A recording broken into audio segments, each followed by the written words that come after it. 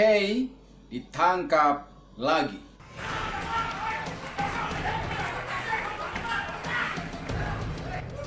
Satuan Kriminal Umum Polda Metro Jaya dan Polres Metro Bekasi Kota Selasa malam menggerebek markas John Kay di perumahan Titian Indah, Kelurahan Kalibaru, Kecamatan Medan Satria, Bekasi. Penggerebekan ini diduga terkait penyerangan di Green Lake Tangerang dan penganiayaan yang terjadi di Cengkareng, Jakarta Barat.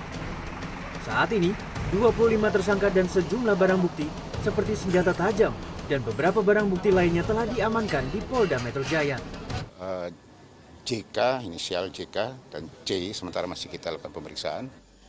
Sebelumnya, pria yang dikenal sebagai kepala preman di Jakarta, gangster yang bengis di Jakarta, telah dijebloskan ke dalam penjara divonis 16 tahun karena kasus pembunuhan dan rentetan kasus-kasus kriminal yang lainnya.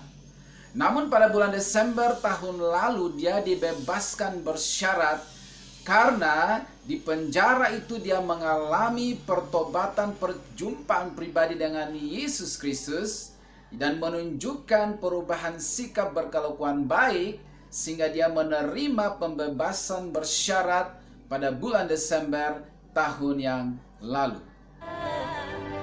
Di Lapas Batu, saya menemukan Tuhan.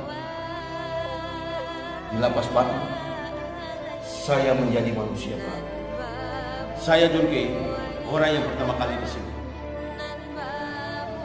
Sistem high risk ini telah merubah kehidupan saya. Kalian jangan sampai masuk.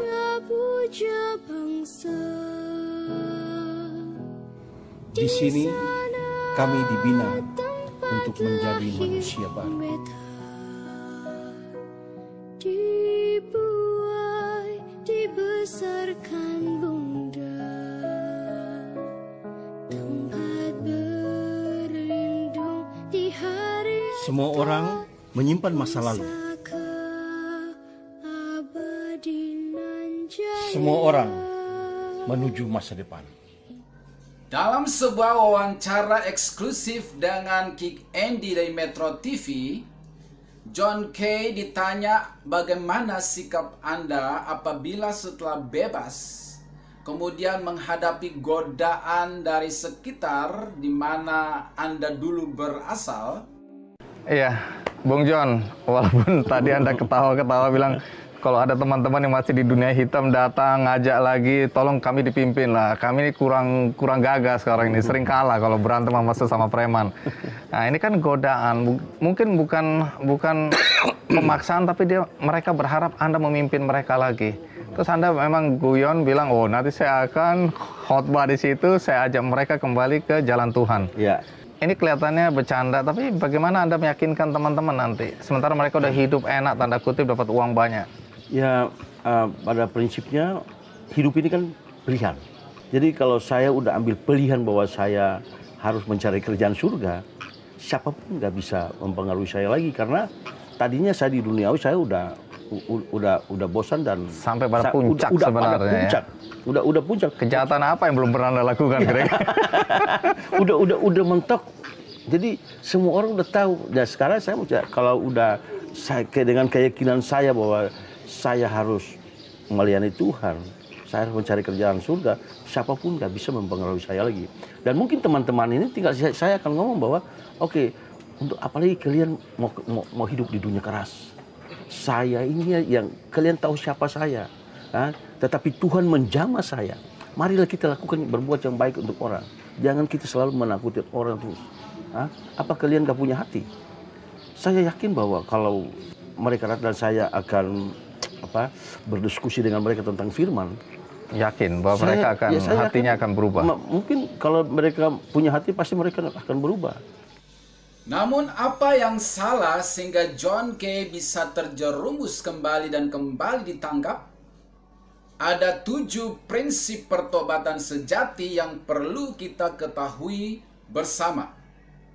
Di dalam Efesus pasal 4 ayat 28, di situ dikatakan, orang yang mencuri, janganlah ia mencuri lagi.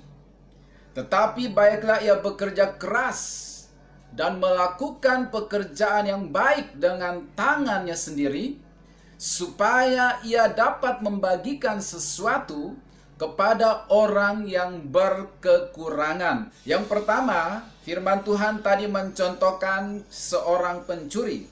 Bagaimana kalau seorang pencuri bertobat? Langkah yang pertama adalah berhenti mencuri.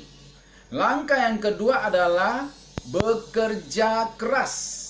Karena kalau dia hanya berhenti mencuri tapi tidak bekerja keras, maka hanya menunggu waktu untuk dia kembali mencuri lagi. Karena ada kebutuhan hidup, kebutuhan sehari-hari, kebutuhan primer, kebutuhan keuangan, maka hanya akan menunggu waktu untuk dia kembali lagi kepada hidup yang lama kalau dia tidak bekerja keras. Yang ketiga, selain bekerja keras, dia harus melakukan pekerjaan yang baik, kata firman Tuhan.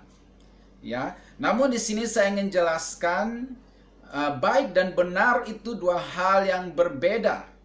Orang yang mencuri, merampok dan membagi-bagikan kepada saudara atau orang-orang miskin itu terlihat baik tapi tidak benar. Karena itu yang dimaksud dengan melakukan pekerjaan baik adalah pekerjaan yang benar, yang halal, hasil keringat sendiri, pekerjaan yang diberkati, pekerjaan yang sesuai dengan firman Tuhan. Kemudian yang keempat, ya, dia akhirnya karena berhenti mencuri, bekerja keras, melakukan pekerjaan yang benar, akhirnya dia bisa berbagi kepada orang lain. Jadi bukan hanya sekedar berhenti mencuri, bukan juga sekedar bekerja asal-asalan, tapi bekerja keras dan melakukan pekerjaan yang benar, sampai akhirnya dia bisa berbagi dengan orang lain. Ya. Kemudian poin yang kelima dari 1 Korintus 15 ayat 33. Janganlah kamu sesat. Pergaulan yang buruk merusakkan kebiasaan yang baik. Poin yang kelima adalah seseorang yang baru bertobat harus memisahkan diri dari komunitas yang lama. Kalau tidak, hanya menunggu waktu untuk dia kembali lagi kepada hidup yang lama. Ya, keenam, dia kemudian harus bergabung dalam komunitas yang baru. Kalau hanya meninggalkan komunitas lama, tidak punya komunitas yang baru, juga hanya masalah waktu untuk kembali lagi. Ya, dan yang ketujuh, dia harus di-mentoring, ya, dan dia perlu tertanam dalam sebuah gereja lokal. Ya, harus di-mentoring. Seseorang sekaliber Saifuddin Ibrahim itu di-mentoring oleh bapa rohaninya almarhum Yos Lamel. Dalam sebuah wawancara eksklusif, dia mengatakan itu. Bagi orang yang baru bertobat, yang pertama dia harus belajar berdoa, mendoakan dirinya, keluarganya, dan juga bangsanya terakhir.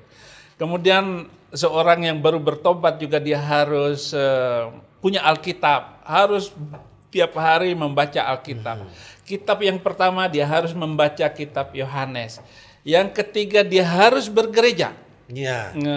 Karena di gereja itu ada mimbar, ada hamba Tuhan yang akan mengajar, menyampaikan firman Tuhan.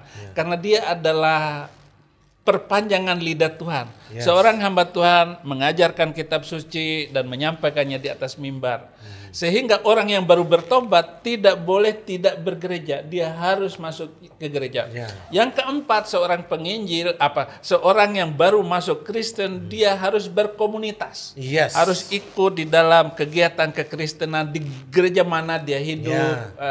Dia bertumbuh ikut di komsel, situ. dia bisa bertumbuh di situ. Melayani di situ. Kalau enggak mati kotor, mati konyol itu orang, imannya itu. Iya.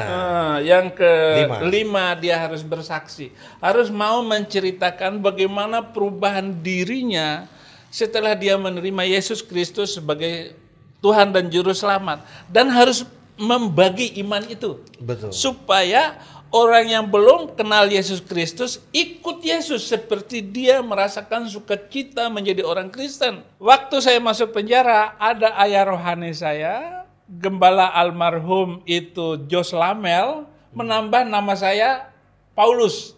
Jadi Paulus Abraham Moses, PAM. Kiranya ini menjadi inspirasi perenungan kita bersama. God bless you.